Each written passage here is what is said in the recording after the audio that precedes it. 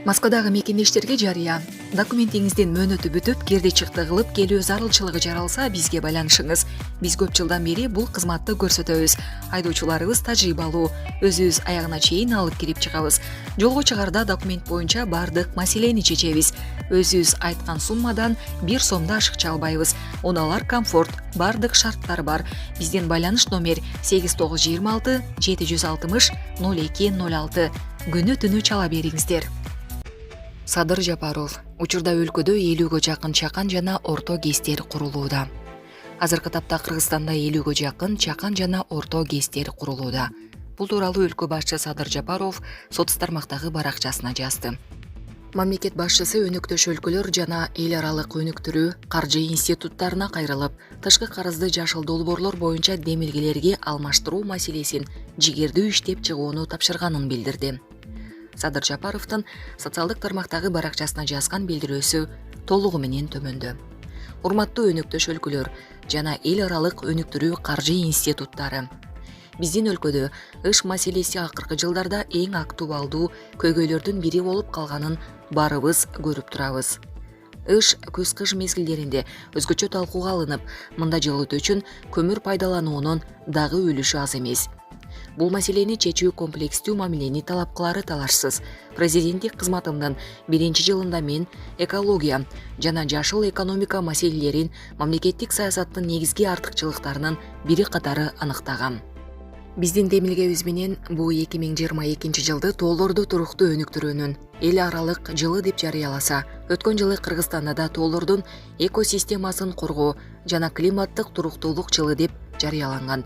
Климаттын өзгөрүшүнүн кесепеттүү маселелери дүйнөнүн бардык өлкөлөрүнө, анын ичинде 1000 жылдык мөңгүлөрү бар Кыргызстанга да тиешелүү.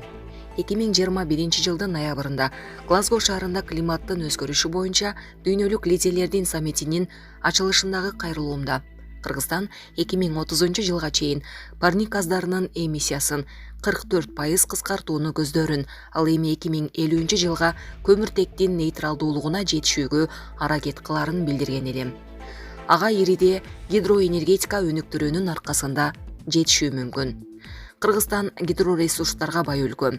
Суу ресурстарынын башында турганыбызга карабай, эгемендүүлүк жылдарында жаңы ГЭСтерди кура албай, кышында электр энергиясын импорттоого аргасыз болгонубузду өкүнүч менен белгилейм.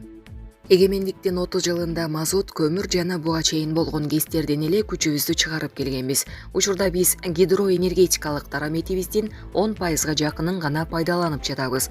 Ошондуктан менин тапшырма менен акыркы 2 жылда өлкө боюнча кичи жана орто ГЭСтердин курулушу жигердүү башталып, инвесторлорго жеңилдиктерди берүү боюнча тиешелүү ченемдик документтер кабыл алынды. Келечекте ата мекендик энергетиканын флагманы боло турган эң ири курулуш Камбар Ата 1 ГЭСи башталды. Бул долбоорлорду ишке ашыруу менен Кыргызстанды чындап эле энергетикалык жактан көз карандысыз, электр энергиясын чет өлкөлөргө экспорттой турган өлкө деп атоого болот. Балки мындан илгери жылдарда буга көбүрөөк көңүл бурулса, бүгүн ыш маселеси мынчалык курч турмак эмес. Көз-кыш мезгилинде электр энергиясын жылуулук үчүн көбүрөөк колдоно алмакпыз. Азыр биз жашыл экономиканы өнүктүрүүгө ишенимдүү багыт алдык. Дүйнө жүзү буга өзгөчө көңүл бурууда. Ошондуктан мен өлкөнүн тышкы карызын жашыл долбоорлор боюнча демилгелерге алмаштыруу маселесин жигердүү иштеп чыгууну тапшырдым. Айта кетсем, бүгүнкү күндө тышкы карызыбыз 4,2 миллиард АКШ долларынын тегерегин түзүүдө. Албетте биз тышкы карыздарды төлөө боюнча милдеттенмелерибизди толук аткарып келе жатабыз жана мындан ары дагы аткарабыз. Ага толук мүмкүнчүлүгүбүз бар. Болгону жашыл экономиканы өнүктүрүү жана аны менен дүйнөлүк экологиялык кырдаалды жакшыртууга чогуу чаран салым кошулуу деген демилгени көтөрүүдөбүз. Тышкы карызга төлөнө турган каражаттар жашыл долбоорлорду колдоого жумшалса жакшы болмок. Бул багыттагы долбоорлорду донорлор менен өнүгүү боюнча өнөктөштөр эле каржыласын дегенден алыспыз. Аларды ишке ашыруу үчүн өзүбүз дагы каржылык жактан салым кошуп, ишке ашырып келе жатабыз жана ашырууга даярбыз. Жашыл экономика жөнүндө кептер көптөн бери ар кыл деңгээлде айтылып, тилекке каршы басымдуу учурда сөз бойдон эле калып кетүүдө. Келиңиздер, бул жагдайды биргелешип өзгөртөлү. Жашыл экономика жаатында дүйнө өлкөлөрдүн арасында аябай эле артта калып жатканыбыз жашыруун эмес. Биз бул жагдайды болушунча тез өзгөртүүнү ниеттенип жатабыз. Бул демилге биз донор өлкөлөрдө өнүгүү боюнча өнөктөштөрдө колдоо табат деп ишенебиз. Азыркы учурда Кыргызстанда 50-гө жакын чакан жана орто ГЭСтери курулууда. Бирок бул дагы жетишсиз. Бизде даяр инвестициялык долбоорлор бар. Чакан ГЭСтерден баштап 1000 мегаватт чейинки кубаттуулуктуу ГЭСтерди курсак болот, сулуурлору даяр. Өлкөдөгү энергетикалык объектилерди жана ГЭСтерди курууга Кыргызстан карыз болгон өлкөлөр жана каржы институттары катыша алмак. Биз биргелешип Кыргызстанда жашыл долбоорлорду ишке ашырабыз. Анын ордуна тышкы карыздар кечирилсе жакшы болмок деп ойлойбуз. Жашыл экономика багытында курулган бул объектилердин кызыл тасмасын донор өлкөлөр менен чогуу кесмекпиз. Биз бардыгыбыз балдарыбыздын экологиясы таза, бай өлкөдө жашашын каалайбыз. Биз өз данеметтин ырааттуу пайдаланган, чыныгы энергетикалык көз карандысыз өлкө болгубуз келет. Андыктан мамлекет экология маселесине жана жашыл экономикага көбүрөөк көңүл буруп, бул багытта ишмердүүлүгүн уланта бермекчи. Булак Супер KG. Чаткалда кар көчкү жүрүп, жол жабылды. 8-январда Чаткал районундагы Красная Горка Акташ Унаа жолунун 1-4 чакырымына кар көчкү түшүп, жол толугу менен жабылып калды. Бул тууралуу Өзгөчө кырдаалдар министрлигинин басма сөз кызматы билдирди. Түшкөн кар көчкүнүн көлөмү 7725 куб метрге жетет. Учурда номер 27 жол тейлөө ишканасынан жана Чаткал айыл аймагынан тартылган 2 техника тазалоо иштерин жүргүзүп жатат. Кыргыз гидромет кызматы 9-11 январдагы жаан-жачынга байланыштуу өлкөнүн тоолуу райондорунда, Төө ашуу, Алабел, Өтмөк ашууларында, Чычкан Капчыгайында, Мырзаке Каракулжа Алайкы жолунун 55-107 чакырымдарында, Чапчыма ашуусунда жана Красная Горка Акташ автоунаа жолунун 1-4 чакырымдарында кар көчкү түшүп, кар күрткөсү пайда болушу ыктымалдыгын эскертти. Булак Назар Ньюс KG.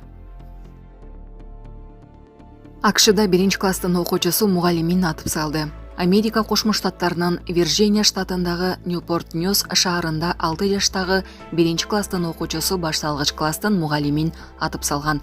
Бул тууралуу The Virgin Pilot гезити жазды. Шаар полициясынын башчысы Стив Друнун айтымында, окуучу менен мугалим урушуп, андан кийин бала аны тапанча менен аткан. Бул ок атуу кокустук эмес деди полиция кызматкери. 30 жаштагы мугалим өмүрүнө коркунуч келтирген жаракат алып, ооруканага жаткырылган. Окуучулардын эч кимиси жабыркаган жок. Ок аткан окуучу кармалды. Тергөөчүлөр ал тапанчаны кайдан алганын тактап жатышат.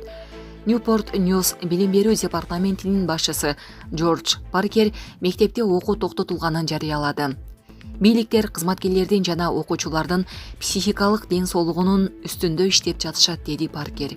Булак Назар Ньюс KG. Апасы жумушка кеткен. Жалал-Абадда 2 жашар кыз түтүнгө уланып чарчап калды. Бул тууралуу бүгүн 8 январда Супер KG порталына облустук милициядан билдиришти. Маалыматка ылайык 8 январга караган түнү саат 1:30 чамасында Жалал-Абад облустук ооруканасынан Жалал-Абад шаардык ички иштер башкармалыгына билдирүү келип түшкөн. Анда 2020 жылы туулган наристи кыз түтүнгө уланып каза болуп калгандыгы айтылган. Бул окуя боюнча Жалал-Абад шаардык ички иштер башкармалыгы териштирүү иштерин баштаган жана окуя болгон жерге тергөө укчам тобу барган. 7 январда саат 20:00 чамасында Жалал-Абад шаарынын тургуну 1993 жылы туулган келин кошумча жумуш кылуу үчүн идиш жууганы чыгып кетип жатып, 2019 жылы туулган уулун жана 2020 жылы туулган кызын уктатып коюп, үйүнөн чыгып кеткен. Кайра 23:30 чамасында жумуштан келсе, үйүндө электр жылыткычтын зымы эрип, түтүн каптап, кызы каза болуп калгандыгы аныкталган. Ал эми уулу оорукананын жандандыруу бөлүмүнө жаткырылган деп айтылат маалыматта. Булак Супер KG. Экономист Байден менен Зеленский ири чыгым тартканын моюндагылары келбейт. Украина менен АКШнын президенттери Владимир Зеленский менен Джо Байден болуп көрбөгөндөй ири чыгымга учураганын мойнуна алгылары келбейт. Бул тууралуу америкалык экономист Ричард Вольф айтканын РИА Новости жазды. Кевин Маккарти, АКШнын өкүлдөр палатасынын спикери, канча керек болсо ошончо согушарын айтты. Зеленский менен Байден да ушундай пикирде, бири дагы укмуштуудай чыгым тартып, жоготууга учурап турганын мойындагысы келбейт. кесепети оор, баары тең башкаларды айыптап келишет деген ал соц тармактагы баракчасына. Батыштын саясий ишмерлери менен эксперттери АКШ менен Евро биримдикте Украинага курал жана финансылык жардам жөнөтүп, жаңжалды атайлап создуктуруп жатат деп күнөөлөп келишет. Россия батыш өлкөлөрүнүн куралы жүктөлгөн транспорттун бардык түрү РФ армиясынын мыйзамдуу бутасы болорун белгилеген. Москва Украинаны демилитаризациялоо жана денацификациялоо боюнча атайын операциясын 2022 жылдын 24 февралдан бери жүргүзүп келет. РФ президенти Владимир Путин анын максаты 8 жылдан бери Киев режими тарабынан кыргынга жана кыйноого кабылган элди коргоо деген. Булак Спутник кежи.